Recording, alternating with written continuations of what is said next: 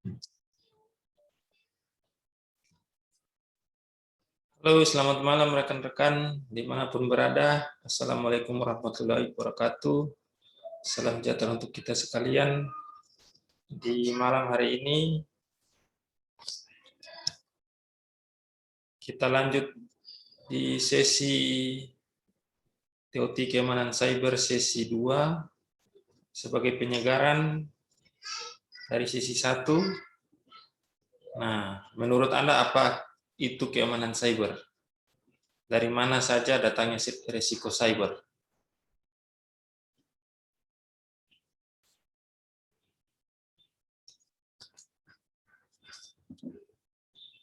Nah, sebagai bahan diskusi untuk kita di malam hari ini,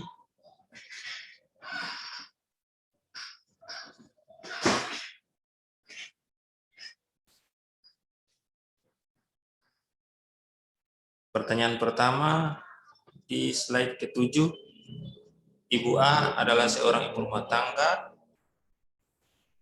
memiliki ponsel Android. Apakah Ibu A memiliki risiko cyber? Apakah orang awam non-IT bisa melakukan serangan cyber? Nah, kemudian berlanjut di slide 8, agenda hari ini. Nah, sampai di slide yang ke-10, lebih dari sekedar kata sandi sederhana. Jadi kata sandi atau password. Lebih dari sekedar kata sandi sederhana, kata sandi atau password adalah kumpulan karakter yang identitas dan kunci pembuka terhadap pintu data Anda. Salah satu metode yang umum digunakan penjahat cyber untuk mendapatkan akses ke akun atau jaringan dan informasi Anda adalah dengan menjebol kata sandi Anda, menggunakan kata sandi yang sama lebih dari satu akun. Nah, ini biasanya kita menggunakan kata sandi ini untuk beberapa akun, bahkan hampir di semua akun. Yang seperti pertemuan sebelumnya saya sudah memberikan contoh, ada akun mobile banking, e-wallet atau dompet elektronik. Nah, ini semua menggunakan akun yang sama. Nah, ini yang akan berbahaya jika penjahat cyber ini mengetahui salah satu kata sandi dan dia mencoba di berbagai akun kita, maka dengan kata sandi yang sama ini seperti peribahasa kita jatuh tertimpa tangga. Nah, seperti ini. Ponsel atau laptop murah pun bisa digunakan untuk membobol kata sandi. Jadi seperti yang saya sudah sampaikan sebelumnya bahwa di TOT Keamanan Cyber sesi 1 ini para penjahit cyber ini tidak membutuhkan, bahkan anak umur 12 tahun juga bisa.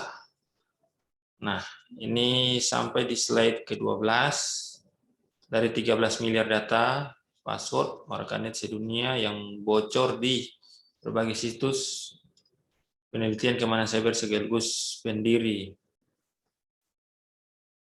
Etial Hacker Indonesia, Teguh Prianto, menemukan fakta unik lebih sekaligus mencemaskan.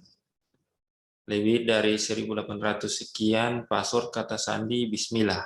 Lalu sebanyak, jadi kata sandinya menggunakan kata Bismillah. Lalu sebanyak 36.000 kata sandinya disebut yang ditulis atau isinya itu adalah rahasia.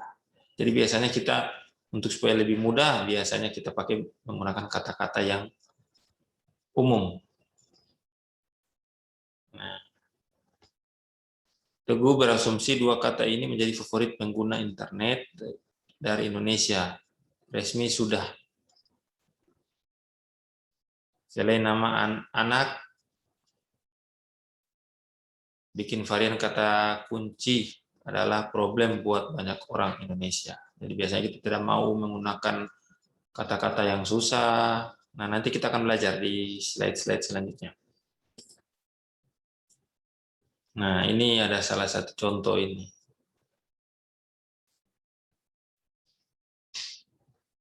Jadi 8.000 orang menggunakan kata sandi alhamdulillah sebagai kata kunci. Nah, ini sebaiknya jangan diikuti karena terbanyak orang Indonesia menggunakan kata sandi yang seperti ini. Ini di slide 14 ini contoh-contoh kata sandi yang umum. Ya, jadi jangan gunakan kata-kata yang umum, kemudian tanggal lahir, nama anak ataupun alamat dan lain-lain. Nah, nanti kita akan belajar bagaimana membuat kata sandi yang tidak mudah untuk ditebak. Jadi biasanya penjahat cyber ini tidak menggunakan software yang begitu canggih, melainkan dia hanya mencoba menebak apa kata sandi. Jadi biasanya kan kita sharing alamat email.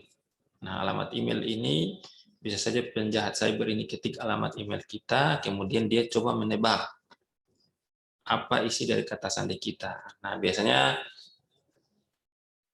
yang umumnya ini menggunakan kata-kata ini di slide 14 ini. Nah, lanjut ke slide 15, bagaimana kata sandi bisa diretas. Nah, saya kira ini cukup jelas. Slide 15 ini, jadi saya lanjut ke slide 16. Bagaimana kata sandi bisa diretas? Nah, rekayasa sosial, menebak secara manual, mengintip dari balik bahu, penyadapan. Nah, biasanya ini yang tidak menggunakan software yang canggih-canggih. Ini hanya menggunakan hal-hal sederhana. Jadi saya kira ini cukup jelas. Menyadap kata yang paling akhir ini menyadap kata sandi saat transmisikan melalui jaringan. Nah, ini mungkin menggunakan software ini. Nah, biasanya mesti yang ahli IT atau memang cara-cara seperti ini bisa didapatkan banyak di internet, tutorialnya banyak.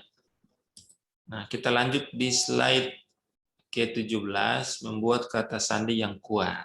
Nah, ini saya kira juga cukup jelas, jangan gunakan tanggal ulang tahun atau hari jadi sebagai PIN atau kata sandi.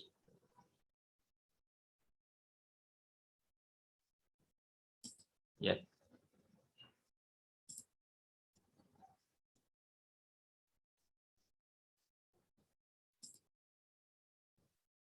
Jadi slide 17 ini saya rasa juga cukup jelas, gunakan kata sandi yang berbeda untuk setiap akun.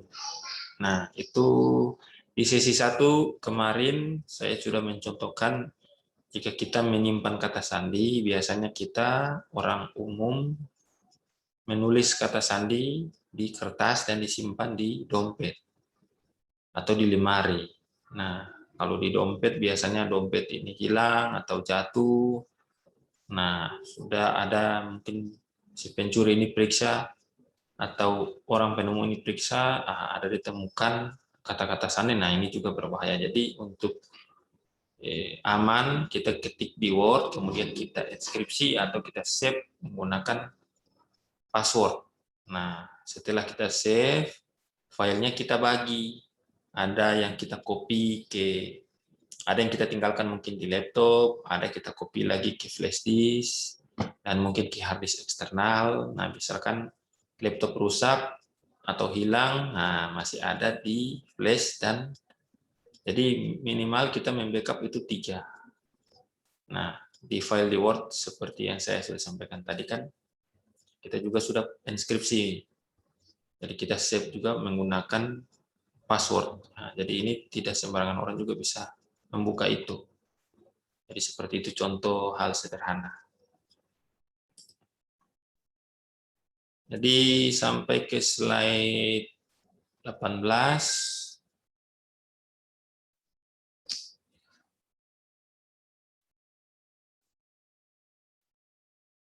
Membuat kata sandi yang kuat.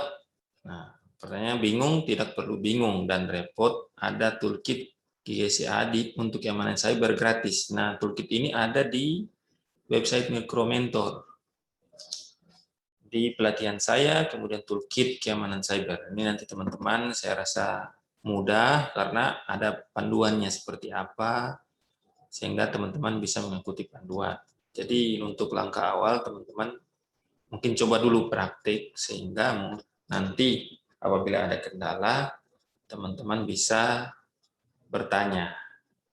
Kita lanjut ke slide 20, membuat kata sandi yang kuat. Nah, ini ada contoh dari toolkit keamanan cyber di menu pelatihan saya.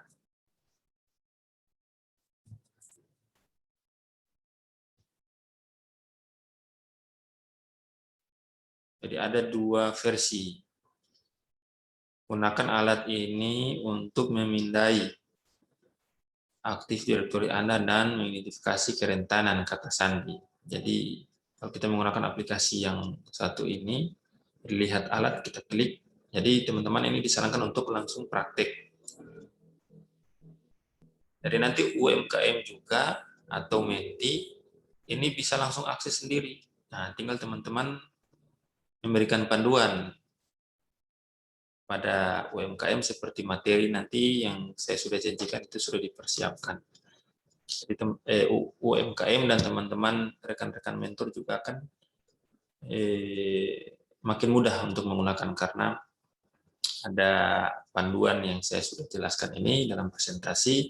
Kemudian juga ada keterangan di dalam menu pelatihan ini, banyak juga keterangan-keterangan sehingga membuat kita dapat mudah mengerti. Nah, kemudian lanjut ke alat yang selanjutnya di sebelah kanan ini, apakah saya telah Paynet gunakan alat ini untuk melihat apakah kata sandi Anda telah dibobol. Nah, ini bagus ini. Jadi waktu kita ketik, katanya nih teman-teman harus praktek ya, supaya lebih gampang. Nah, kita cari tahu apakah email kita atau akun kita pernah. Jadi ini salah satu aplikasi. Jadi teman-teman klik dilihat alat yang disediakan oleh di pelatihan saya ini di Mikromentor. Jadi kita bisa tahu apakah email kita ini atau memang akun lain kita ini pernah dijebol. Jadi nanti dia melakukan pencarian. Jadi alatnya lumayan cukup canggih karena ini dikembangkan oleh Mastercard ini. Nah, ini yang kita cukup beruntung bagaimana dibantu oleh aplikasi-aplikasi seperti ini. Dan ini resmi, jadi kita tidak perlu takut nantinya bahwa ini aplikasi tiruan. Nah, aplikasi tiruan yang seperti di sesi satu kemarin saya sampaikan, seperti contoh misalnya Facebook, logonya semua sama setelah kita install. Jadi biasanya kalau kita dapat dari penilaian secara resmi, nah ini tidak terjadi. Nah biasanya kan kita mau cepat, jadi kita share it file-file. Nah mungkin ada teman yang kirim aplikasi dan seterusnya. Nah itu yang bahaya. Tapi kalau selagi kita menggunakan sarana yang memang resmi, nah ini memang telah disediakan oleh penyedia layanan seperti di Google Play Store dan App Store. Jadi berbiasakan di situ. Nah, jadi ini saya rasa juga sudah cukup jelas. Nanti selebihnya teman-teman bisa lihat langsung di akun teman-teman dan buka pelatihan saya, kemudian klik keamanan cyber, kemudian lihat alat, gunakan alat, dan seterusnya. Nah, kita lanjut ke slide yang berikut. Jadi tadi di slide 20,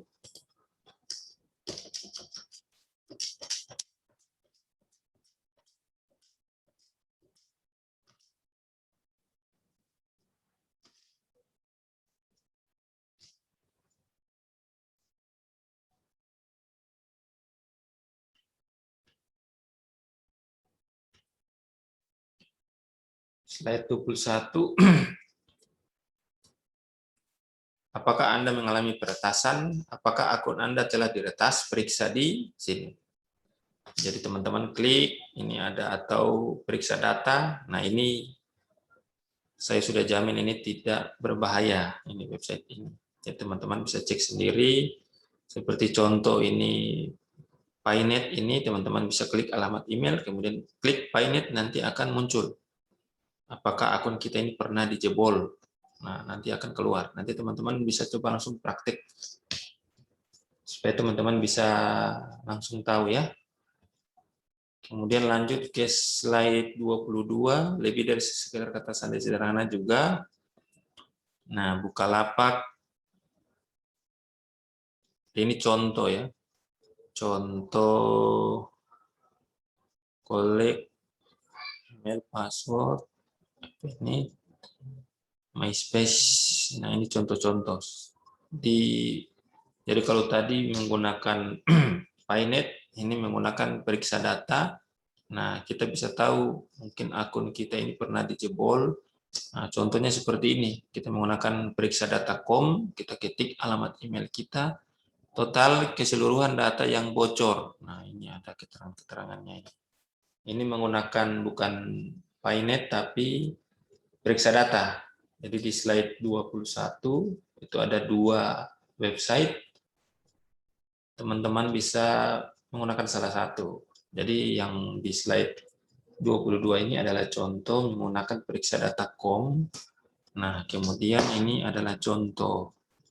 Ada collection, ini pernah bocor misalkan. Kemudian MySpace. Jadi misalkan kita mau tahu alamat email kita pernah dijebol, nah ini bisa menggunakan 2 website ini. Nah, kemudian lanjut di slide 23. Jika data kamu bocor, ini yang harus kamu lakukan jika kamu telah menjadi korban kebocoran data. Nah, langkah pertama, segera ganti password yang kamu gunakan agar lebih aman. Gunakan kombinasi huruf dan angka dan simbol di password yang kamu gunakan. Aktifkan verifikasi 2 langkah. Sekarang akun kamu lebih menjadi aman. Jadi verifikasi 2 langkah biasanya dia meminta verifikasi untuk ke nomor HP atau ke email lain. Jadi biasanya jadi kalau teman-teman biasanya sudah terbiasa menggunakan email, mungkin akan diminta lagi email 1 sebagai backup. Nah, biasanya email 1 ini bisa juga berlaku sebagai verifikasi 2 langkah, atau teman-teman yang paling umum biasanya menggunakan nomor handphone. Nah, ini biasanya kalau kita di area-area tertentu, biasanya email ini akan mengirimkan kode untuk masuk. Karena mungkin kita biasanya akses pakai handphone, ini kita ganti mungkin pakai laptop di warnet dan sebagainya, ya biasanya dia minta karena bukan akses umum, biasanya email mengenal seperti itu. Nah, untuk yang seterusnya, jika kamu merasa kesulitan untuk mengingat banyak password, kamu bisa menggunakan password manager untuk menyimpan banyak password. Nah, ini juga ada aplikasi. Aplikasi yang namanya LastPass ini berfungsi untuk menyimpan kata sandi. Teman-teman, jadi selain seperti yang saya sudah sarankan di Word, kita simpan, nah, teman-teman bisa menggunakan ini, aplikasi LastPass ini untuk menyimpan kata sandi. Nah, nanti teman-teman bisa praktik. Ini keterangannya, untuk LastPass ini gunakan alat ini untuk membantu menghasilkan kata sandi yang kuat, serta mengelola dan menyimpan semua kata sandi. Nah, ini mungkin otomatis. Jadi ini ada versi 1 di sebelah kanan, ada 3.1, 3.2, ini 3.3. Jadi kalau di slide sebelumnya, kita belajar tentang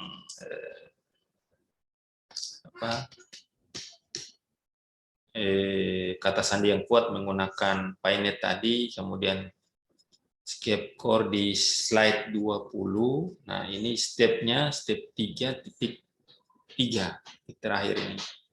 Jadi lumayan cukup lengkap. Nanti teman-teman bisa langsung praktik sehingga bisa nanti ada pertanyaan-pertanyaan yang mungkin mengalami kesulitan. Nah, kita sampai ke slide 25. Slide 25 ini lebih dari segera kata sandi sederhana. Aktivitas langsung, cek surat elektronik Anda di nama websitenya ini, happiness tadi, kemudian atau data, dan diskusikan dengan kelompok. Diskusikan di kolom komentar. Kunjungi laman toolkit GCA untuk usaha kecil melalui platform Mikromentor dan dapatkan aplikasi LesPass. Jadi yang apa tadi itu 3.1 tadi itu di slide sebelumnya. Di slide sebelumnya, slide 24, kita sampai sudah di langkah ke 3.3. Jadi ada 3.1, 3.1 yang ini, 3.2, kemudian 3.3 di sebelah kanan ini. Jadi ini LesPass ini adalah merupakan langkah ketiga. Ini juga sama, masih di toolkit keamanan cyber GCA di website Mikromentor, kemudian klik pelatihan saya, kemudian klik menu keamanan cyber. Dan nanti teman-teman jangan lupa langsung dicoba setelah selesai dari presentasi ini, mungkin itu hari bisa langsung coba. Nah,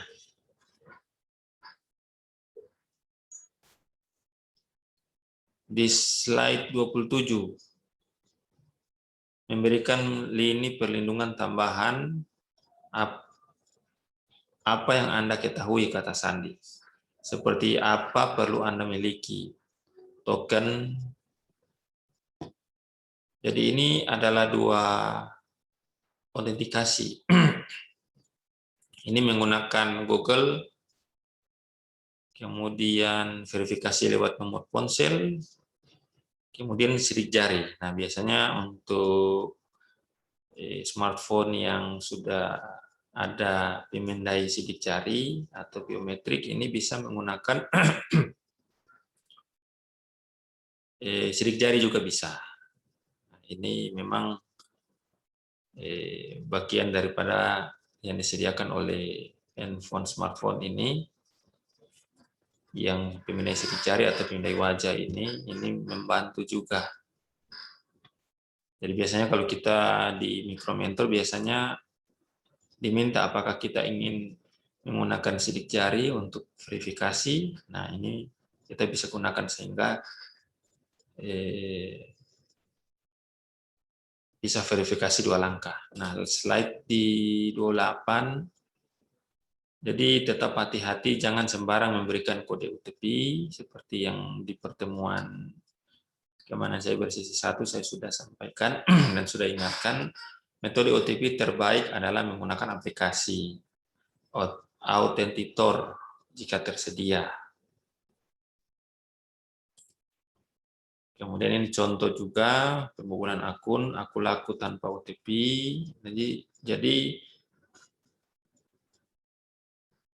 ini sekedar contoh di slide 29 sehingga kita juga tahu dan jangan hanya berpatokan di biasanya OTP. Jadi banyak cara untuk bagaimana penjahit cyber ini dapat meretas atau menjebol akun kita.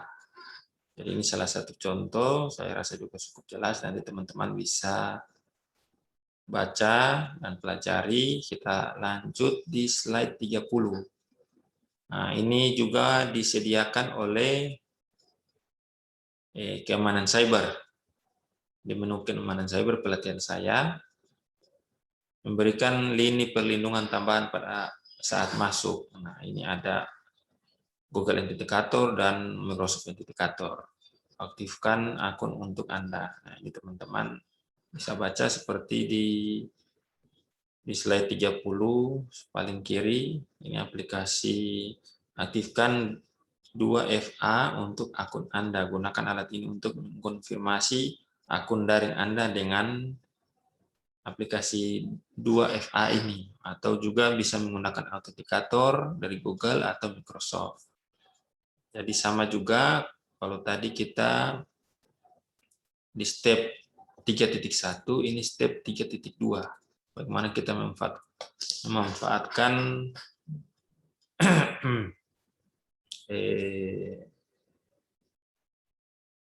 menu keamanan cyber di Micromentor, di website Micromentor.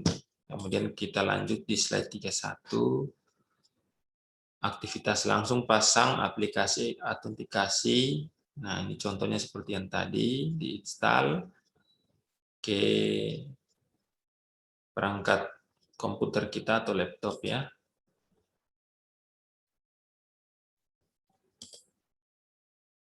Nah, sampai ke slide 34. Jadi apa itu phishing?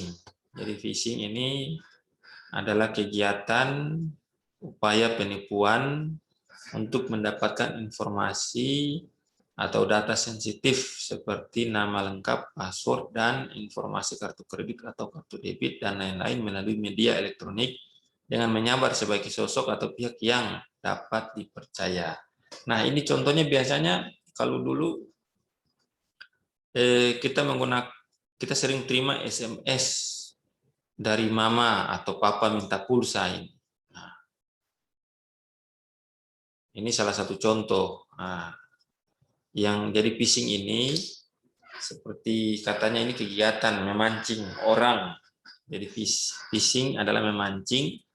Jadi biasanya penjahat cyber ini berlaku sebagai mungkin orang tua, kakak, dan seterusnya, atau sebagai bos, atau mungkin di kantor kita, teman kita. Nah, mungkin saya juga pernah mengalami ini. Dia mencoba meminta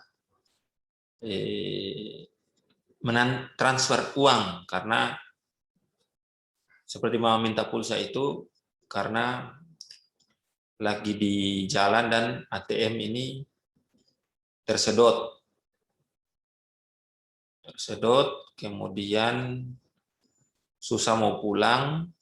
Nah, ini kita juga harus hati-hati, jangan sampai kejadian. Jadi saya ingatkan lagi bahwa penjahat cyber ini memiliki banyak modus untuk menipu orang lain, jadi jangan mudah untuk percaya. Jadi sekalipun mama yang asli, kita harus konfirmasi dulu, kita cek dulu, mungkin kebiasaan mama yang asli ini, mama kita ini seperti apa dari suara. Nah, kita cek dulu, jangan sampai mama minta pulsa, kita mungkin sibuk dan cepat-cepat transfer, habis itu setelah ditransfer papa lagi minta pulsa, kemudian adik lagi. Nah, ada juga yang seperti beberapa kali ada di telepon katanya dari polisi dan BNN bahwa anak kita telah ditangkap. Nah, itu mungkin teman-teman bisa cek. Nah, ada kejadian lucu juga, korbannya juga rekam dan olok-olok, katanya tangkap saja itu anak dan seterusnya.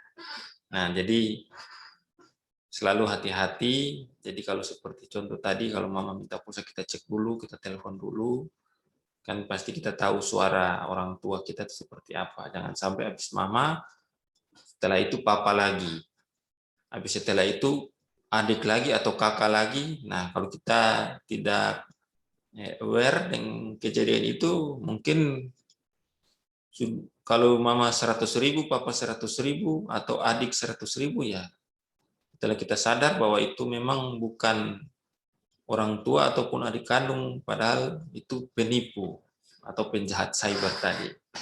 Nah, kita lanjut di slide 36, mencegah phishing.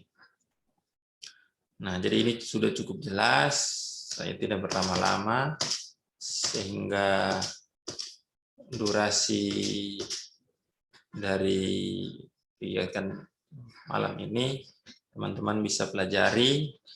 Jadi saya singkat-singkat saja karena di slide juga sudah cukup jelas. Mungkin tinggal pertanyaan-pertanyaan dari teman-teman, rekan-rekan mentor sekalian jika ada yang ingin ditanyakan. Logo dan format email tampak seperti yang dimiliki organisasi yang. Jadi biasanya juga ada mengatasnamakan pihak-pihak tertentu, misalkan mengatasnamakan, oh saya mikromentor, saya master mentor Maluku Utara. Jadi saya sudah informasikan Maluku Utara hanya memiliki 2 mentor, satu di Halmahera Utara dan satu di Kabupaten Kepulauan Morotai. Nah, mungkin saja informasi master mentor ini ada yang mau memanfaatkan, mungkin minta ditransfer uang dan lain sebagainya. Nah, ini teman-teman bisa konfirmasi ke kami master mentor atau ke bantuan. Biasanya kan di website ada nomor telepon. Nah, jangan sampai teman-teman mungkin seperti saya sampaikan tadi, mungkin atasan kita, jadi biasanya kan tetangga, teman kerja juga ada WA atau minta pulsa, minta ditransfer uang dan lain sebagainya. Ini kita harus lebih hati-hati. Jadi seperti logo perusahaan biasanya sih kalau untuk yang kasusnya di atas 500.000 biasanya dari pihak bank. Nah, ini sering menggunakan WA yang sama dengan bank. Jadi biasanya kan di penyedia layanan WA biasanya sudah memberikan centang biru, dan seterusnya ada label-label khusus untuk memang organisasi resmi. Nah, ini teman-teman juga harus peka terhadap informasi-informasi sekecil itu. Penyerang akan melakukan apapun yang mereka bisa untuk membuat email mereka tampak asli dan meyakinkan. Nah, seperti itu. Jadi mungkin teman-teman dapat email, biasanya kita sering dapat SMS, selamat Anda mendapatkan hadiah 175 juta. Sampai pernah orang tua saya ini, ketika saya sampaikan, mama ini biasanya jam begini belum siap-siap, masih belum mandi. Nah, terus saya tanya, ada apa, mau kemana? Nah, mama saya sampaikan, ya ada di telepon oleh Telkomsel, ingin mengantar motor, katanya alamat di sebelah mana. Setelah dicoba cari tahu lebih dalam, ternyata saya sudah sampaikan ini mungkin penipuan. Nah, ternyata betul. Mereka juga mensimulasikan keadaan mereka lagi di jalan, di pinggir jalan, kemudian mau siap-siap mau antar motor. Nah, makanya mama saya juga sudah siap-siap mandi karena mungkin ada peliputan atau ada foto dan lain sebagainya, padahal hanya penipuan. Nah, ini saya kira juga teman-teman juga pernah mengalami, dan jangan sampai memang kita pernah diminta transfer uang atau transfer biaya registrasi dan lain seterusnya. Nah, jadi contoh-contoh phishing ini, nih seperti saya sudah sampaikan tadi, jadi saya bisa skip slide-slide yang kira-kira slide contoh seperti di 38, 39.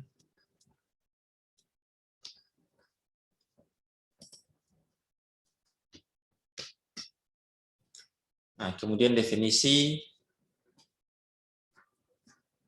di slide 40. Di slide 40, definisi phishing tidak ditargetkan atau berpura-pura berasal dari organisasi. Jadi ini saya rasa sudah cukup jelas. Keterangan di bawah, phishing melalui surat elektronik, phishing melalui SMS, dan phishing melalui telepon. Ada phishing, phishing. Jadi saya rasa sudah cukup jelas. Nah, kita sampai ke slide selanjutnya, di slide 41, mencegah phishing dan malware. Jadi malware ini adalah perangkat lunak yang dibuat dengan tujuan memasuki dan terkadang merusak sistem komputer, jaringan, atau server tanpa diketahui oleh pemiliknya. Nah, ini yang sudah lebih canggih daripada phishing. Ini menggunakan software. Software ini dari mana? Nah, software ini banyak. Di internet ini banyak, bahkan ada juga yang bisa disewakan. Jadi disewa. Jadi contohnya sini seperti Melian Kalus software. Nah, ini salah satu malware ini. Jadi ada banyak. Ini menggunakan, jadi malware ini menggunakan software. Jadi dia biasanya merusak sistem komputer, jaringan, server tanpa diketahui oleh pemilik. Nah, itu makanya saya sarankan kita selalu hati-hati untuk menginstal aplikasi yang tidak kita ketahui dari mana sumbernya. Mungkin dikirim teman dan seterusnya. Nah, ini kalau kita itu akan bisa bahaya untuk perangkat-perangkat elektronik kita seperti handphone, laptop, dan seterusnya. Setelah berada di kotak masuk, penyerang akan berharap Anda mengklik tautan atau membuka lampiran berbahaya. Nah, kemudian ini ada contoh-contoh malware, biasanya berupa malware, virus, ROM, Trojan. Nah, ini nanti teman-teman bisa untuk lebih komprehensif, teman-teman bisa langsung searching kira-kira ROM itu apa, kemudian Trojan itu apa, sehingga membantu teman-teman untuk belajar bahasa-bahasa pemrograman seperti ini. Mereka dapat membuat backdoor atau pintu belakang, rute rahasia ke komputer untuk menggunakan nanti mereka merusak data dan menginstal perangkat mata-mata untuk akses informasi pribadi, atau biasanya disebut ransomware. Nah, ini jadi ada nama-nama, ada malware, ada ransomware. Ini sebaiknya saran saya teman-teman bisa langsung searching sehingga mendapatkan definisi yang jelas. Jangan sampai saya juga salah dalam menjelaskan karena saya bukan juga basic orang IT. Jadi untuk mempermudah teman-teman untuk belajar, teman-teman bisa langsung searching. Ini bahasa-bahasa komputer ini seperti malware, virus, ROM, Trojan ini seperti apa. Nah, lanjut. Nah, oh ini ada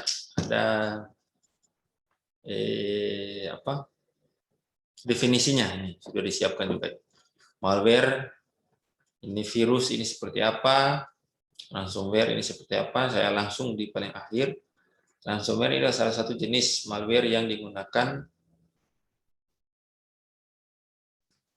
peretas guna menginskripsi data korban, kemudian meminta uang tebusan untuk memulihkannya. Nah, aduh, ini berbahaya. Ini pernah terjadi, kalau tidak salah di tahun berapa ya? Itu adalah salah satu rumah sakit, kalau tidak salah. Ada beberapa kantor di Indonesia yang ternyata setelah dicek, kalau tidak salah memang datanya berpindah-pindah. Si peretas ini, penjahat cyber ini dia hacking dari Australia, ada dari Inggris. Jadi dia selalu menggunakan, jadi ini ada caranya. Bagaimana mereka tidak terdeteksi mereka ini dari mana. Jadi biasanya MTNC Polri ini atau tim dari kepolisian ini ada, mereka juga dibekali oleh pengetahuan IT yang ya cukup mumpuni untuk mendeteksi kira-kira serangan-serangan cyber ini dari mana-mana saja. Nah, jadi ini yang pernah terjadi juga.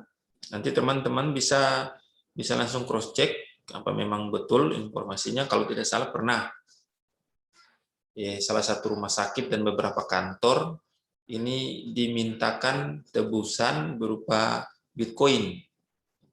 Jadi Bitcoin ini adalah uang digital. Jadi uang elektronik atau uang digital. Ya, jadi teman-teman juga mungkin sekali mungkin cari definisi Bitcoin. Nah, mereka minta tebusan pembayaran menggunakan Bitcoin. Jadi bukan menggunakan transfer bank, karena mungkin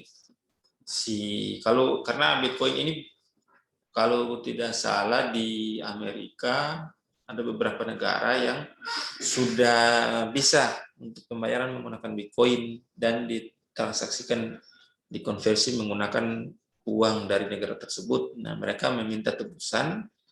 Setelah ini ransomware ini salah satu jenis malware yang digunakan peretas guna menginskripsi data korban, kemudian meminta uang tebusan. Jadi mereka kunci. Jadi biasanya setelah dikunci komputer, biasanya contohnya seperti setelah kita pagi-pagi membuka kantor, misalnya contoh kita kerja di bank, buka komputer bank, mengaktifkan, wah ternyata komputernya di situ hackernya sudah meninggalkan pesan, meminta uang tebusan sekian, sekian, sekian, jika tidak komputer tidak bisa digunakan. Begitu. Nah, ini kalau memang tidak ada jalan lain, ya terpaksa kita mesti bayar. Nah, ini jangan sampai terjadi. Jadi nanti kita belajar bagaimana supaya sekalipun kita diserang, kita punya backup. Nah, seperti yang saya sudah sampaikan tadi, backup password kita salin juga ke beberapa, nanti ada contoh-contohnya untuk mencegah malware ini. Sehingga, jadi mencegah bukan berarti memang 100% kita bisa aman, tapi minimal kita punya data salinan. Jadi setelah kita diserang, contohnya seperti tadi, komputer tidak bisa menggunakan, ya kita format baru saja. Gitu, kalau kita format baru komputer kita, maka semua data di dalam kita hapus, termasuk dengan virus-virusnya. Ini kan kita juga sekalian kita format. Nah, jadi datanya akan hilang, makanya kita harus ada backup data. Nah, ini memudahkan kita. Jadi UMKM, misalkan data stok dan lain seterusnya, ini kan butuh waktu untuk input, bahkan mungkin kita rasa gampang, tapi misalkan barang kita sudah cukup banyak, kita butuh waktu mungkin seminggu untuk input barang. Nah, tapi kalau kita ada punya backup data, nah kita tinggal salin data yang baru. Jadi nanti kita belajar ke sana. Jadi ini salah satu definisi dari ransomware. Jadi ada Trojan. Trojan itu tidak mereplikasi, namun menyamar diri sebagai program yang sah. Nah, ini seperti saya sudah contohkan tadi. Sambil menyebabkan kerusakan di belakang layar, serangan dengan mengubah detail bank, dan seterusnya. Ini bahaya, ini semua serangan-serangan cyber itu cukup fatal ya. Kita lanjut di slide 45, ada contoh malware dari ROM ini ada 3, kemudian dari Trojan ini ada 2, ini contoh-contoh ya. Kemudian virus, nah ini biasanya ada spyware, adware, dan seterusnya, ada 2. Ransomware, ada CryptoLocker, WannaCry, dan seterusnya. Itu di slide 47, slide 48, mencegah phishing dan malware. Ini dari, ya saya rasa sudah cukup jelas, sehingga kita bisa skip. Ini ada apa?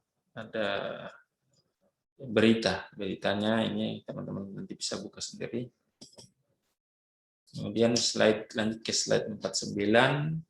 Akibatnya missing dan phishing merupakan modus menyerang nomor 1. Nah, ini biasanya menggunakan SMS. Ini yang sering kita dapat, mama minta pulsa, Anda selamat Anda mendapatkan hadiah sekian-sekian juta, dan melalui telepon. Nah, telepon ini seperti saya sudah contohkan, ditelepon anak kita ditangkap karena menggunakan narkoba dan minta uang ini itu. Nah, jadi ini kerugian yang ditimbulkan 2 triliun dolar. Kemudian jadi di Indonesia data tahun 2018 atau tahun 2020 sebanyak 192 serangan cyber menyasar UMKM di Indonesia dengan modus rekayasa sosial. Jadi rekayasa sosial ini seperti slide sebelumnya ini, mereka berpura-pura menjadi teman, menjadi orang tua, dan seterusnya. Ini menggunakan rekayasa sosial. Jadi tidak perlu menggunakan aplikasi yang canggih-canggih. Nah, biasanya ini memang orang yang sering kerja mungkin seperti call center. Nah, apabila mereka membutuhkan uang, mungkin dadakan, mungkin ada anaknya yang sakit dan butuh uang, terpaksa mau tak mau harus menipu dengan cara yang biasanya mereka lakukan mungkin pada saat mereka kerja dulu, atau mungkin masih sebentar aktif kerja, karena biasanya ada muncul juga di berita, ada karyawan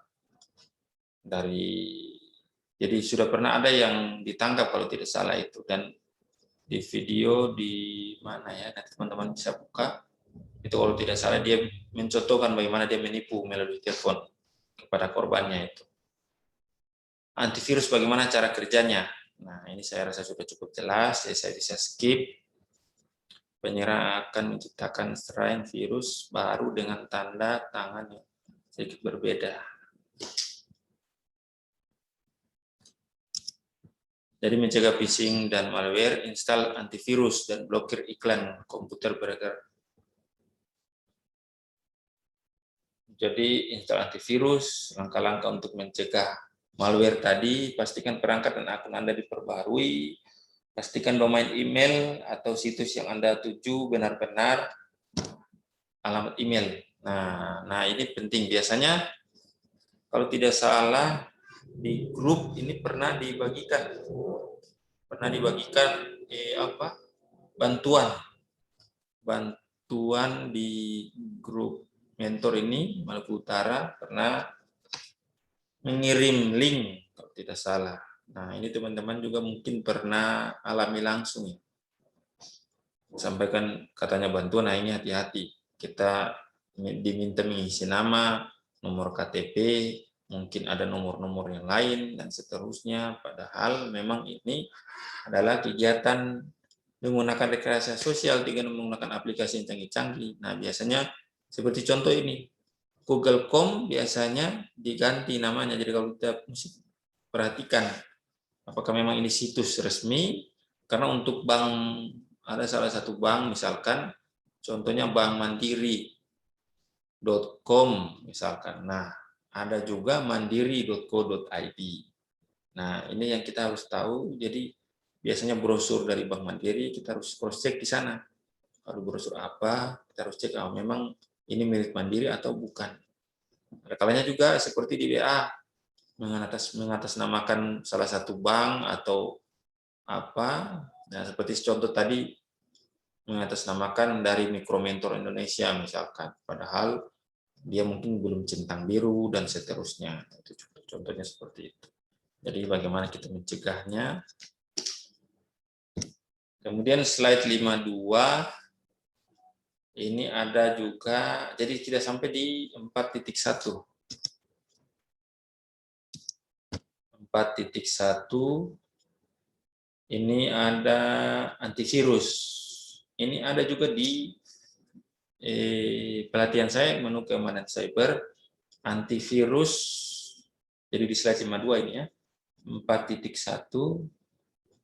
Jadi bagaimana cara mencegah, cara pencegahan pertama di 4.1, antivirus Mac OS. Untuk antivirus waktu sebenarnya penting untuk dimiliki semua perangkat. Kemudian ada antivirus dari Microsoft.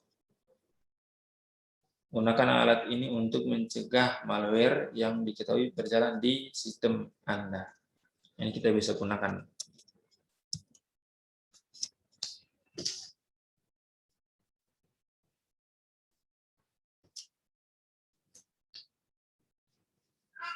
Nah, sampai di slide 53, blokir iklan. Nah, ini ada alat juga, penggunaan alat atau aplikasi. Di slide 53 ini ada adblock. Gunakan alat ini untuk memblokir iklan.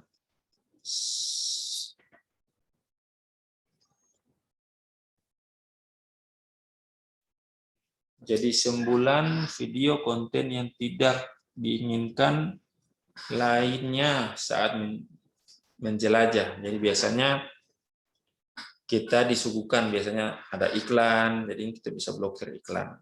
Nah, seringkali kita salah bahwa klik, dipikir kita ini iklan, padahal dia mulai menggiring ke website tertentu dan mulai mendownload mungkin malware tadi. Nah, makanya untuk lebih aman ini blokir iklan. Tapi kalau jadi biasanya kita sering berselancar dan membuka situs-situs yang kita tidak kenal. Nah, ini biasanya, mohon maaf ya, biasanya situs-situs porno yang tidak diblok oleh penyedia layanan. Biasanya kita menggunakan Telkomsel. Biasanya ini Telkomsel sudah memblokir situs-situs porno, atau kita menggunakan WiFi dari IndoHome, ini biasanya juga sudah diblok. Nah, ini mungkin kita biasanya mengakses, karena memang penjahat cyber ini menyasar hal-hal yang memang kita sukai. Nah, biasanya kalau untuk sebagian besar orang biasanya sering mengakses secara pribadi situs-situs yang terlarang, seperti contoh situs-situs porno tadi. Nah, ini cukup berbahaya. Jadi kita sering berselancar dengan situs yang kita tidak kenal. Tapi kalau situs yang kita kenal, seperti di situs www.umkmnaikkelas.com, nah ini karena situs memang resmi, jadi biasanya ada iklan, tapi itu bukan iklan berbahaya, tapi memang iklan yang benar-benar di approve oleh website tersebut. Nah, biasanya ini kan ada iklan-iklan yang gambarnya mungkin membuat kita tertarik untuk klik, padahal setelah itu kita tidak sadar klik tadi kita, makanya tadi sudah diingatkan mungkin ada tautan-tautan berbahaya yang dikirimkan. Jadi biasanya ada teman mengirim tautan kartu prakerja, bantuan-bantuan ini dan bantuan itu. Nah, kita klik, padahal dia secara otomatis mendownload aplikasi atau malware tadi. Nah, ini yang cukup berbahaya. Jadi salah satunya juga kita bisa dengan minimalisir itu dengan cara memblok iklan. Nah, kita lanjut ke slide 54. Tidak yakin dengan URL atau tautan yang diberikan. Nah, ini ada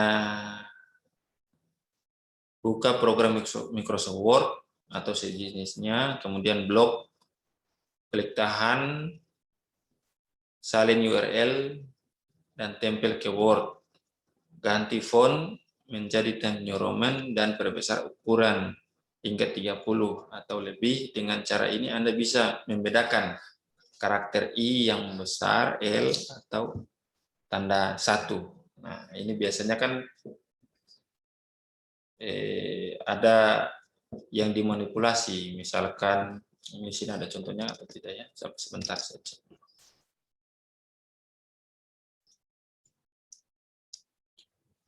Nah, ini di slide 55 ini ada contohnya. Ini absen seminar. Nah, biasanya ini link yang dikirimkan di kita, minta nama, sapaan, seperti yang sebelumnya kita isi. Kalau kemarin kalau tidak salah satu teman juga yang mengirimkan informasi bantuan presiden, bantuan UMKM, kartu prakerja, dan kemudian ada juga yang mengirimkan link untuk mendapatkan bantuan dari pemerintah. Nah, ini kita harus hati-hati. Nah, ini ada di slide 56 ada contoh.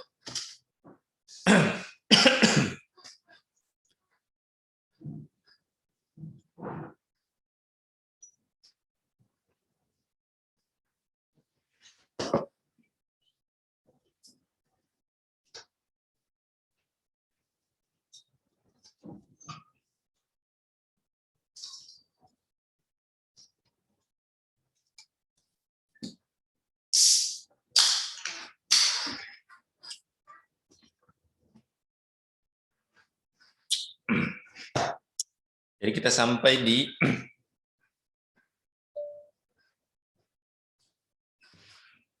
slide 56 di 4.3. Jadi tadi 4.1, 4.2, 4.3.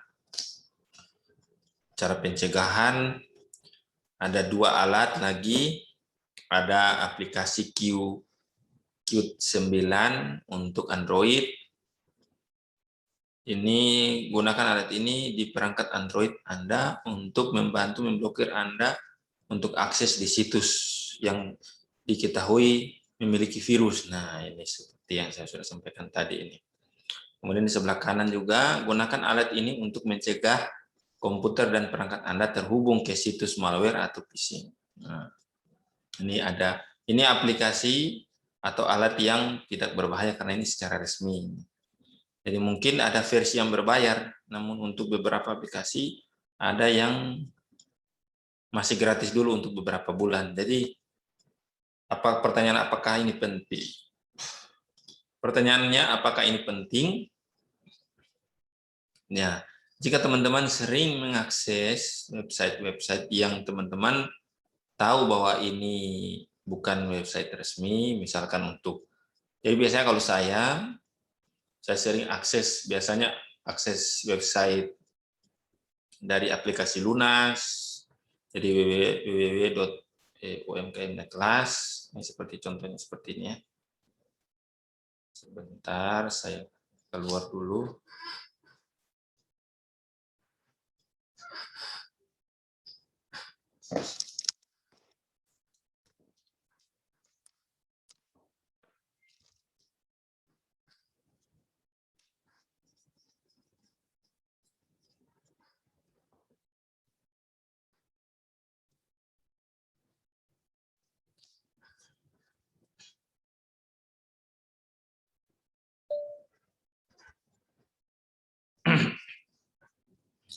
Jadi kalau saya sering mengakses biasanya Google, jadi biar sekalipun kita akses Google atau akses antivirus, misalkan antivirus Mada, antivirus McAfee, nah kita harus perhatikan betul, memang website ini website resmi. Nah, biasanya Google atau Yahoo juga sudah memfilter. Nah, tapi biasanya kan kita ada website-website khusus yang tidak difilter oleh Yahoo ataupun Google. Jadi kebanyakan kita menggunakan Google untuk pencarian website dan lain-lain. Nah, biasanya kan kita, jikalau website yang sering kita akses, yang terbanyak orang akses, ini biasanya juga Google sudah memfilter dan menjauhkan dari website-website yang mengandung virus dan malware ini. Jadi situs-situs atau website yang mengandung virus dan malware. Nah, biasanya kalau ada yang itu tadi saya sudah sampaikan dalam tanda kutip, mungkin mohon maaf ya kalau biasanya kita kan orang dewasa suka mengakses website, mungkin website porno dan lain seterusnya. Nah, ini yang cukup berbahaya. Apabila kita tidak pernah mengakses, saya rasa dalam penggunaan alat ini juga mungkin tidak diperlukan, sehingga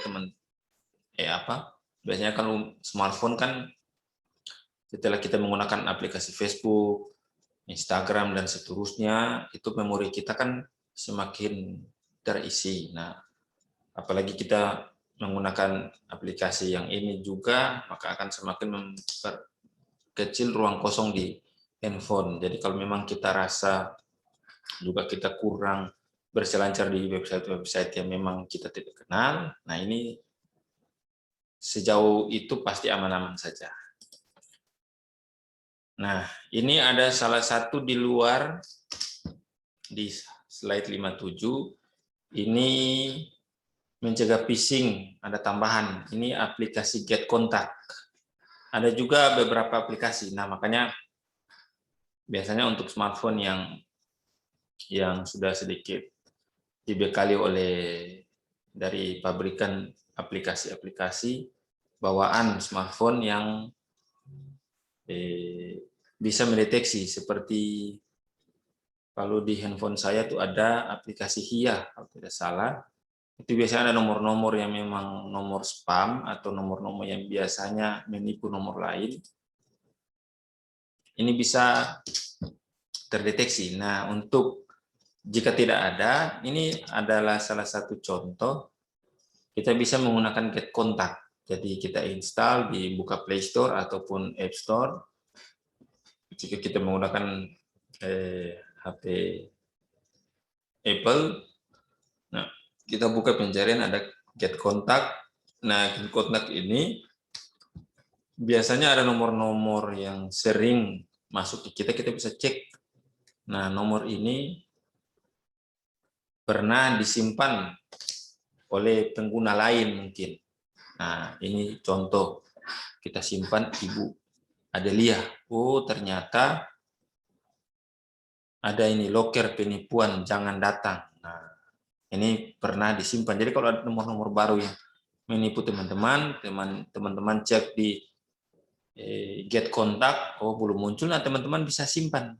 Kalau teman-teman dapat ditipu oleh nomor itu, teman-teman bisa simpan dengan hashtag ini. Jadi kita save. Jadi entah nomor itu kita sudah save atau belum. Ini seperti contoh di slide 58 ini sudah pernah disimpan oleh orang lain. Nah, jadi ada yang pernah simpan penipu, sialan, dan seterusnya. Nah, jadi setelah nomor baru kita bisa cek, oh ternyata nomor ini pernah menipu. Nah, ini yang bisa jadi salah satu salah satu tanda kita mulai berhati-hati. Jika nomor ini telepon, ini maksudnya untuk minta apa-apa, jangan sampai kita terperdaya lagi. Nah, dan akhirnya kita ditipu. Nah, lanjut ke slide 59. Periksa apakah antivirus dan blokir iklan terinstall di komputer dan perangkat bergerak Anda. Jika belum, kunjungi toolkit GCA untuk keamanan cyber usaha kecil dan segera pasang antivirus dan blokir iklan di komputer atau perangkat bergerak Anda. Pasang Get Contact, lapor nomor spam penipuan ke Get Contact. Nah, ini bisa save langsung. Jadi untuk UMKM, teman-teman mentor, bahkan saya juga merasa bersyukur. Setidaknya setelah bergabung dengan Mikro Mentor Indonesia, kita dibekali oleh toolkit GGCA untuk keamanan cyber, baik untuk saya pribadi, teman-teman mentor, maupun UMKM ini bisa menggunakannya. Dan ini mungkin ada yang free atau gratis, mungkin ada yang berbayar. Nah, teman-teman bisa menyesuaikan. Nah, kalau saya kasih saran, mungkin teman-teman bisa tahu sendiri, misalkan jadi dari materi ini teman-teman bisa tahu apakah memang saya harus pasang aplikasi atau tanpa aplikasi, karena mengingat ruang penyimpanan tadi, jika teman-teman tidak memiliki banyak ruang penyimpanan dan teman-teman cukup mengetahui memang dari materi ini apa yang berbahaya dan tidak berbahaya, atau mungkin teman-teman bisa konfirmasi karena ada UMKM ini kan ada master mentor, ada mentor yaitu pendamping tadi, mungkin bisa tanya dan seterusnya. Di sini prinsipnya kita bisa saling membantu UMKM dan juga bisa saling terhubung. Nah, kita kan bisa saling cross check tadi.